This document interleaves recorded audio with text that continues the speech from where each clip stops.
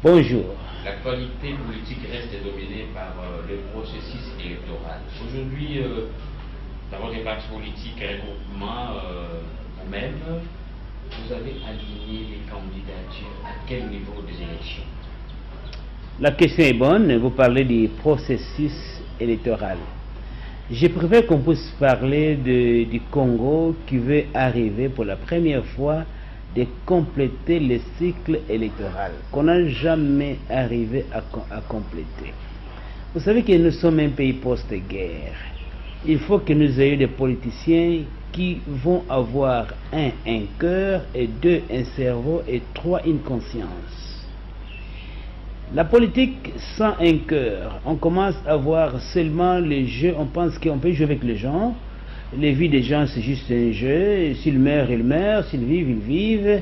Et aujourd'hui, je suis opposition, des majorités, et on joue avec les gens, c'est irresponsable. Et quand on n'a pas un cerveau, c'est qu'on arrive à ne pas réfléchir. Et une politique sans réflexion, c'est un désastre. Et finalement, il faut qu'on ait une politique avec une conscience. Donc, avant que nous ayons des élections, que nous ayons les enrôlements, tout ça, nous avons saisi la Cour constitutionnelle. D'abord avec R-Const 600, le 1er décembre 2017. Quel était notre grief? Nous étions partis à la CENI,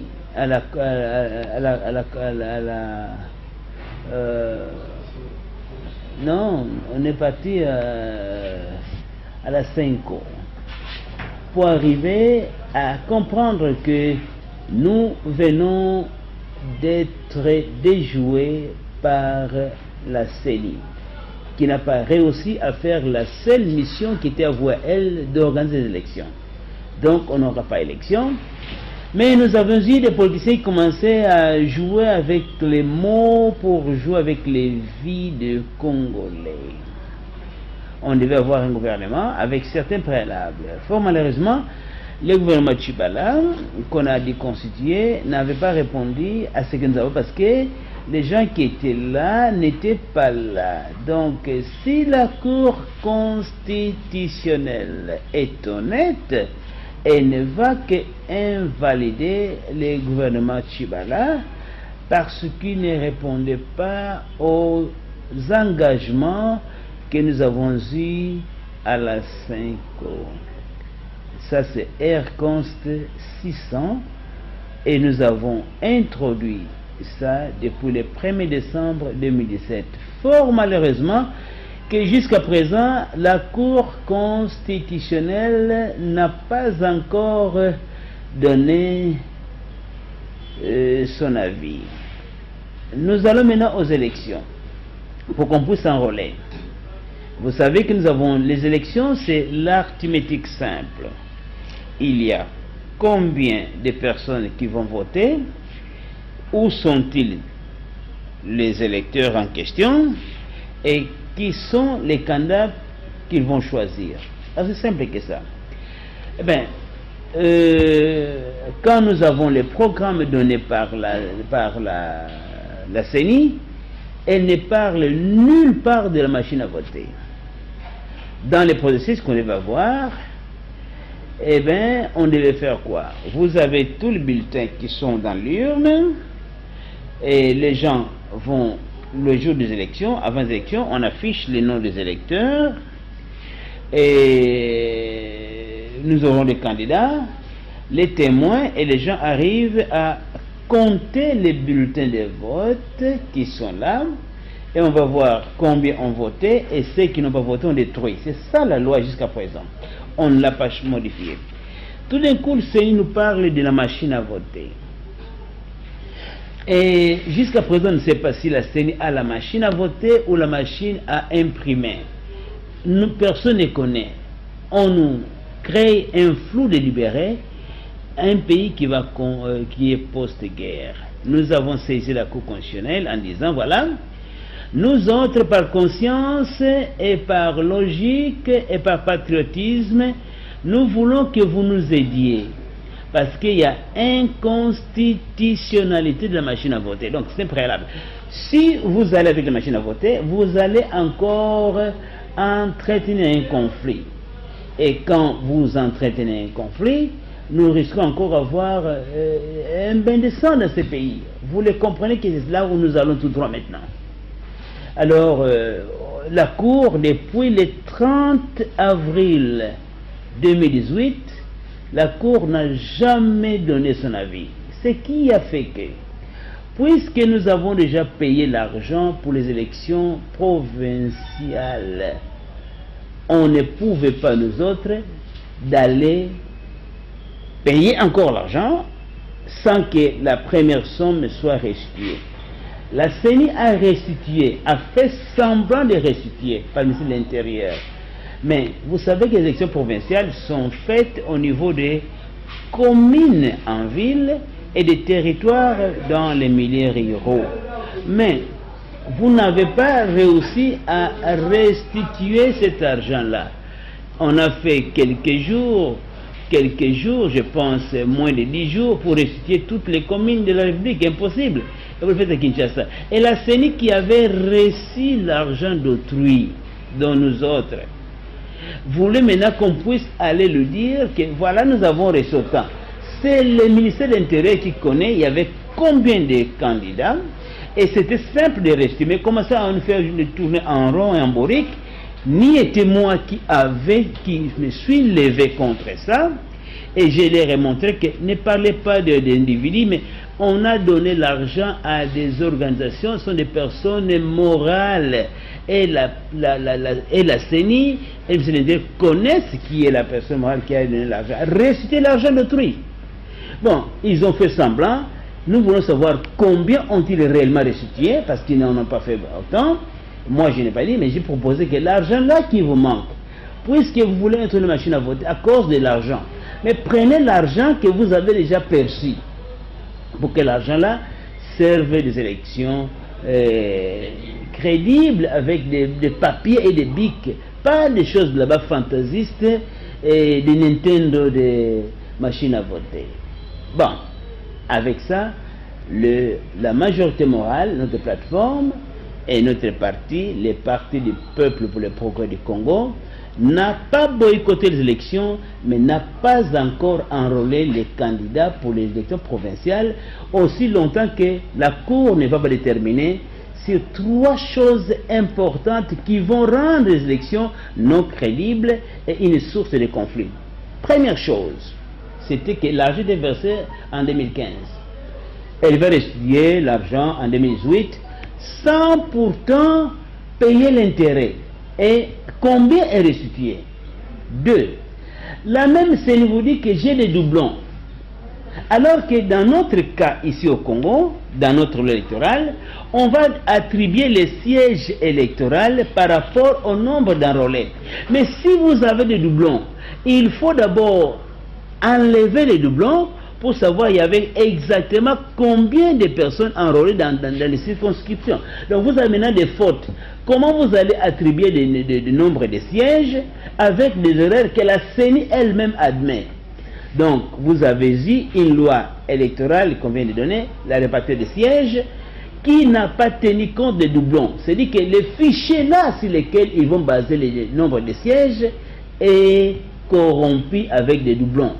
Nous avons demandé que la Cour puisse nous départager pour ne pas jouer le jeu de la chauve-souris. On vient crier à la radio, à la télévision, on veut des préalables, mais on donne l'argent et on va quand même comme si rien n'était.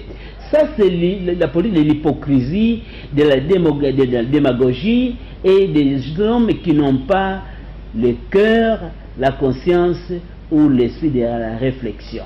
On va d'abord créer les problèmes pour pouvoir crier pour rien. Donc nous autres, au lieu de crier en aval, on a crié en amont. Nous sommes partis à la Cour constitutionnelle demandant que nos candidats sont là. Nous allons déposer. Mais aussi longtemps que les erreurs pour la répartition des sièges restent là, on ne peut pas y aller parce que la répartition est déjà biaisée. Quand les prémices est faux, mais vous aurez aussi une fausse solution.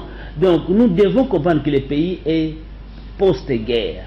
Les partis du peuple pour le progrès du Congo, la majorité morale consciente, n'a pas voulu jouer les jeux des caméléons et les jeux des hypocrites et les jeux de la chauve-souris et les jeux de perroquets qui vont crier non, nous voulons d'abord le préalable, et on demande le préalable, on y va. Et pire encore, Monsieur Nanga, personnellement, au nom de la CENI, s'est rendu belliqueux.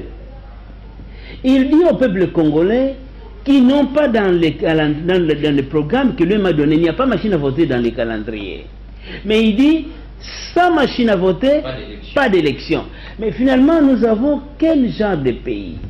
Comme ils pensent que nous avons maintenant la République du loup et de l'agneau, nous ne sommes pas cette République-là.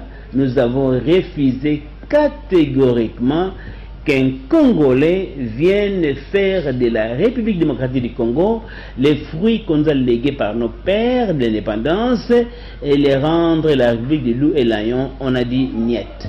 Donc nous autres, dans la majorité morale, nous voulons que les peuples congolais comprennent que nous n'avons pas voulu crier à la fin que non, on doit avoir le préalable. Un préalable veut dire que la chose qu'on enlève avant d'y aller. Nous ne sommes pas allés à cause de ça. Quant à la présidence, il y avait la question de savoir est-ce qu'il y aura troisième mandat ou pas troisième mandat. Dès lors que nous avons eu la même définition de troisième mandat, que le président actuel a déjà fait 2 mandats et qu'il y allait encore serait troisième mandat, nous avons dit là nous allons poser la candidature. Quand nous sommes partis, les consignes étaient données que ceux qui sont venus là-bas ne pouvaient pas. Personnellement, Nanga m'a barré la route. Ce jour-là, vous savez que l'AMP avait transformé la CENI une place de fête. Ils ont bloqué la route partout et j'appellerai mon groupe qui était déjà en avance, était déjà là-bas, l'advance team. Mais quand nous partons à la banque, on doit savoir qu'est-ce qui s'est passé ce jour-là à la banque. Pourquoi les banques n'ont pas fonctionné à partir de 14h30, 15h déjà ferme. Quelque chose qu'on doit savoir. Ben, nous avons eu les assurances qu'on parte le matin et jusque-là, eh ben, nous sommes à la Cour constitutionnelle. Donc je voudrais que l'opinion comprenne que ces politiciens-là qui vous disent une chose et font le contraire ne jouent pas un jeu franc. Que ces policiers-là qui veulent d'abord allumer le feu pour venir éteindre le feu ne jouent pas un jeu franc. Si nous étions francs, on demanderait que la Cour nous départage d'abord. 1. La machine à voter est inconstitutionnelle. R-Const 700, nous attendons la réponse. Donc la question de savoir on a invalidé, n'a pas invalidé, est non-objet, sans objet. La vraie question est celle de savoir est-ce que la machine à voter est constitutionnelle. La deuxième question à savoir, maintenant que le bureau de la CENI, d'après nos accords que nous avons eus, devait être remplacé, les candidats de l'UDPS n'est pas encore changé. Et que l'UDPS qui a signé l'accord de la 5 est maintenant fractionné en 3 UDPS. Quel IDPS engage maintenant la nation?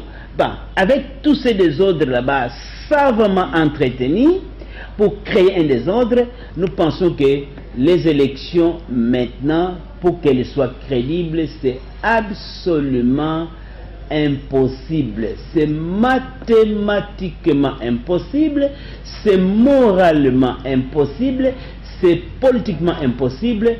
Si élection il y aura, ce sera seulement le couronnement de la majorité des Congolais qui ont participé toujours au partage du gâteau congolais, parce que le Congo est devenu un gâteau d'un petit groupe de gens qui peuvent se positionner aujourd'hui à l'opposition, demain à la majorité, et ainsi de suite. Ce sont les mêmes gens. Mais si c'est la rupture que nous voulons, si c'est le changement que nous voulons, eh bien, la Cour constitutionnelle doit nous dire si, le gouvernement Tshibala est constitutionnel, nous avancerons parce qu'il n'y a pas de recours à la constitutionnelle, et nous dire si la machine à voter est là-bas, nous allons, et la Cour constitutionnelle doit nous demander maintenant d'aller déposer nos candidatures, nous allons le faire, nous allons nous plier, nous sommes des légalistes. Mais pour le moment, tous ces politiciens-là qui crient d'un côté préalable, mais vont donner l'argent vers les préalables, ont trahi ces pays. Nous n'allons pas permettre que les maraudeurs des fruits de la démocratie, que nos pères ont planté l'arbre de démocratie, que les fruits soient volés par des maraudeurs. Non. Le Congo veut des élections crédibles, des élections justes, des élections inclusives. Et heureusement pour nous, il y a encore le temps. Il y a le temps maintenant de rectifier les tirs. Contrairement à ce qu'ils ont pensé, nous pouvons encore le faire maintenant, et quitte à nous de voir qu'est-ce que nous voulons. Nous voulons un pays où le peuple est honoré, où le peuple est humilié. Mais si nous voulons seulement que le peuple soit humilié, c'est juste l'empire des loups et lions, ben, la raison du plus fort est toujours la meilleure, nous avancerons. Mais pour le moment, la raison du plus fort est la plus mauvaise. Allons à la justice, qui demanderont que la machine à voter est inconstitutionnelle, que le fichier électoral est corrompu, que la répartition des sièges est faite incorrectement, que les accords de la CENI que nous avions, qui étaient les leviers qui devaient nous permettre d'avoir une année où on va avec un glissement, n'est pas respecté. Respectons l'accord, allons aux élections qui seront dignes d'un peuple qui se veut démocratique, libre et propriétaire d'un pays. Mais toujours dans le processus électoral, vous avez parlé de la non-inclusivité, la décrispation politique ici de l'accord des Saint-Sylvestre qui n'est pas toujours en application, mais également la question sur l'invalidation des candidats aussi à la présidence et à la députation nationale. Quel est votre point de vue par rapport à toutes ces questions? Nous avons donné à la CENI l'impression que nous sommes un peuple mouton. La CENI va continuer à faire ce qu'elle veut faire. Est-ce que c'est le rôle de la CENI d'invalider des candidats? Traite les dossiers et envoie à la Cour constitutionnelle. Il y a beaucoup de pays au monde où on dépose des candidatures à la Cour constitutionnelle. Prenons candidat par candidat, on se met deux candidats par exemple. Prenez Bemba. Si vous voulez invalider Bemba, si base de quoi? Parce que la loi vous dit qu'il ne peut être rejeté que les candidats qui ont un jugement définitif. Le jugement de Bemba, ce pays soit-il, n'est pas encore définitif. 17 septembre. Bon, comme il n'est pas encore définitif et que maintenant la CENI a déjà tranché, que lui est invalidé, et que la CENI parlait le même langage que le gouvernement, comme le peuple congolais voulait se faire humilier par une CENI qui voulait aller à marge de la loi, c'est normal, parce que nous avons choisi ça. Vous savez, le respect se mérite. Je ne peux pas, Mwanzita Dinzita, amener les gens que je dirige dans les partis du peuple pour le progrès du Congo, leur dire que je demande des préalables et je donne les candidatures. Je ne le ferai pas. Je préfère que ces gens-là, je connais qu'ils pleurent, qu'ils regrettent, mais la justice, c'est ça qui bâtit une nation. Par respect du travail de mes pères, Kimbangu, Kassavubu, Lumumba et ceux qui ont suivi, je ne peux pas tolérer que maintenant un seul Congolais vienne me traiter comme un sous-citoyen. Donc, comme la CENI voulait avoir des élections pour faire ce assemblage des élections, allez-y, allez-y, nous n'allons pas. On ne boycotte pas, nous disons rectifions les tirs, il y a encore temps. Donc au 23 décembre 2018, nous pouvons avoir des élections crédibles si aujourd'hui on fait 3 choses uniquement. La première chose, un audit citoyen de ces fichiers électoraux.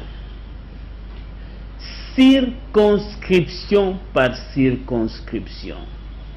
C'est-à-dire, au niveau de votre rue, votre quartier, votre commune, parce que les élections provinciales se font au niveau des communes.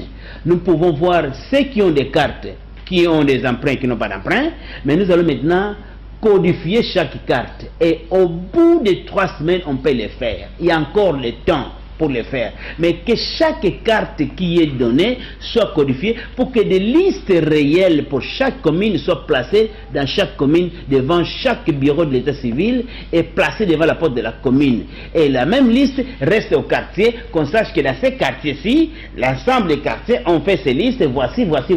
En cas de fois, on peut aller là-bas. Mais pour le moment, il n'y a pas d'état civil, il n'y a pas de liste, et la CENI donne des listes qu'elle-même dit il y a des doublons, on appelle l'OIF, il dit il y a des erreurs, et vous avancez. Non, ce peuple n'est pas un peuple conquis, c'est un peuple brave, qui ne peut pas l'accepter. Maintenant qu'il y a des leaders qui sont des leaders conquis, qu'ils partent faire les jeux des autres, d'accord, mais moi, je ne peux pas sacrifier mon peuple pour ça. Impossible. Que la CENI rectifie les tirs et que la Cour constitutionnelle soit juste, être au milieu du village pour que les temps qui nous restent, que nous mettons ensemble pour faire ça. Nous pouvons encore avoir des élections au 23 décembre, mais qui seront crédibles. Troisième chose, inclure tout le monde qui va être inclus. Nous sommes tous des Congolais. Parce que quand on exclut des gens, ils risquent de croire qu'ils étaient plus forts que nous. Non! Et il y a des débats. Nous n'avons pas peur des autres. Nous pouvons travailler ensemble et trouver une solution qui sera équitable. Et 3, mettons la confiance dans le système, que les gens croient que c'est crédible. Aujourd'hui, 3 Congolais sur 4 ne croient pas que les élections seront crédibles. Et c'est marrant. Nous voulons que les bureaux de la CENI soient constitué et reconstitué conformément à l'accord. L'actuel bureau fait un travail qui est illégal parce qu'il n'est pas le bureau que nous devons connaître, que nous avons demandé, que nous avons conclu comme contrat. Donc, le travail de la CENI jusqu'à présent, c'est un travail bâclé. Ceux qui sont partis donner leur argent ont fait l'aventure. Les peuples congolais demandent des élections justes et crédibles, et que la Cour nous donne la décision de R 700 que nous avons soumis à elle depuis le 30 avril 2018. Elle avait 7 jours pour donner la réponse, mais elle a fait beaucoup de mois pour attendre que ces gens-là, qui vont faire des choses en conscience, fassent ce qu'ils veulent faire. Nous ne sommes pas d'accord avec ça et nous voulons que les choses changent. Opposition divisée, opposition, quand c'est langage, candidat commun, quel reprochez-vous, président, à l'opposition congolaise?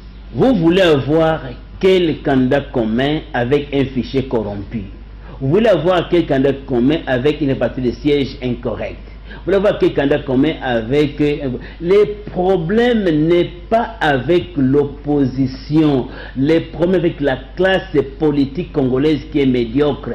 Ils veulent une chose et son contraire. Comment vous demandez de préalable et vous allez sans préalable, vous avancez? Quiconque avance maintenant sans demander que la Cour nous arrange quand il y a encore le temps d'aller au 23, c'est un traître. Aujourd'hui, on est capable d'avoir des élections crédibles au 23 décembre. On peut travailler pour les faire. Et nous sommes prêts à les faire. Mais quiconque avance, amène ce peuple là-bas, il est en train d'amener le peuple comme un peuple mouton. Il est dans l'empire du loup et l'agneau. Nous ne voulons pas ça. Nous sommes contre l'empire des trahisons, des traîtres, des chauves-souris qui ne sont ni oiseaux ni souris. Nous ne sommes pas qui sont des perroquets qui racontent des choses qu'ils ne font pas faire. Non, nous cherchons des hommes dignes. Nous sommes un peuple brave. Le peuple Congo, c'est un peuple brave. Le parti du peuple, le progrès du Congo, ne peut pas boycotter les élections et ne peut pas jeter le feu non plus, mais dit que la Cour doit les partager pour qu'on ait des élections justes, dignes et crédibles. Et on peut encore les avoir. Mais aussi la Cour ne les fait pas. Pourquoi commencer par être pessimiste? Un homme qui est nommé à la Cour constitutionnelle, c'est au magistrat. Il connaît que devant lui, il y a les gens qui regardent, et après lui, il y a l'histoire qui les regarde. J'ai confiance en cette Cour-là. J'attends que la Cour donne son arrêt sur R 700 et j'attends que la Cour arrive à mettre de l'ordre au village. Ce que la CENI a fait est incorrect. Elle-même admet qu'il y a des doublons. L'OIF dit qu'il y a des erreurs. Mais comment voulez-vous amener ce peuple à ces erreurs-là? Comment répartir des sièges quand vous savez qu'il y a des doublons? Enlevez le doublon. 6 millions d'erreurs, c'est beaucoup d'erreurs ça. Mais nous avons des gens qui ont une gourmandise politique, une boulimie du pouvoir. Donc, quand ils ont la chance de jouer les jeux, ils vont jouer les jeux sans conscience. Non. Il est temps que le Congo ait des politiciens qui vont avoir un cœur de l'homme. Un cœur là qui a des sangs, qui comprend que ce peuple a beaucoup saigné, il faut arrêter l'hémorragie. Un cœur qui a la réflexion, pour ceux qui ont des réflexions, qui réfléchissent, qui comprennent que les élections c'est l'arithmétique simple. Mais comment vous allez aux élections quand on vous dit, l'homme devant vous vous donne un programme. Et dans le programme qu'il vous donne, il n'y a pas machine à voter. Mais vous dit, ce qui est là dans mon programme, oubliez ça. Mais sans machine à voter, pas d'élection. Et vous y allez avec votre peuple. Mais vous conduisez, vous êtes de quel pays vous autres? Hein? C'est pas correct ça. Et le même on vous dit, moi je vous dis, je tiens aux élections, on y va. Et vous dites, oui, des préalables, oui, préalables, mais vous me donnez l'argent. Écoutez, c'est irresponsable. Le Parti du peuple, le progrès du Congo, 25 ans de travail pour chercher la démocratie. Nous ne trahirons jamais ce que nos pères nous ont légué, une république démocratique. Nous ne sommes pas l'empire du loup et l'agneau, ou la reine du pauvre est la meilleure, non. La raison est raison, la fausseté est fausseté.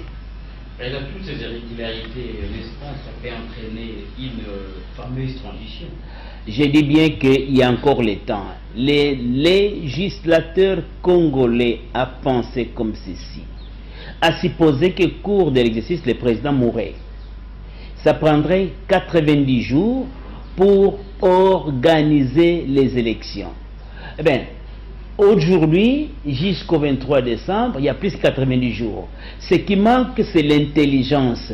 Nous avons beaucoup d'illettrés fonctionnels qui ont beaucoup de diplômes et beaucoup de camions qu'ils ont volés à gauche et à droite, qui commencent à décider pour nous. On a besoin de réfléchir pour que nous puissions ne pas amener ce pays une fois de plus encore dans un trouble inutile. Ce pays est le seul pays qui a eu 6 500 000 Congolais tués et les gens n'en parlaient pas. Dernier message, peuple congolais et à votre peuple du parti. Je demande au peuple congolais de tenir bon. Ceux qui vous disent, qui demandent des préalables pour aller aux élections, mais ont donné l'argent, jouent le jeu de la chauve-souris. Ils volent comme des oiseaux, mais ils n'ont pas de plumes, ils ont des poils comme des souris. Ils jouent le jeu des caméléons. Devant vous, ils sont verts et devant eux, ils sont rouges, parce qu'ils se parlent la nuit. Nous demandons que le peuple soit serein. On ne va pas dans la violence, mais nous n'allons pas accepter moins que notre droit. Notre droit, c'est les élections justes, crédibles et démocratiques. Ce qu'on a maintenant, c'est d'abord une répartition des sièges incorrecte, des doublons non encore enlevés, des Congolais qui ont des emprunts et ceux qui n'en ont pas. C'est inacceptable. Nous demandons que la Cour constitutionnelle nous aide à rectifier les tirs. Il y a encore le temps. Ceux qui parlent de transition aussi veulent trahir ces pays. On n'a pas besoin de transition. On a besoin d'une classe politique avertie, responsable et digne, et on peut le faire correctement. Ce qui est fait jusque-là est faux et dangereux et nous amène tout droit vers des confrontations inutiles. On n'en a plus besoin. Le peuple veut la paix et cherche la paix, mais qui cherche la paix exige la dignité, exigeant qu'on nous respecte. Merci, Président Stéphane Ndika, pour cette disponibilité que vous avez accordée à la presse. Merci de m'avoir donné le micro et que Dieu bénisse le Congo, peuple congolais. Tenez les coups.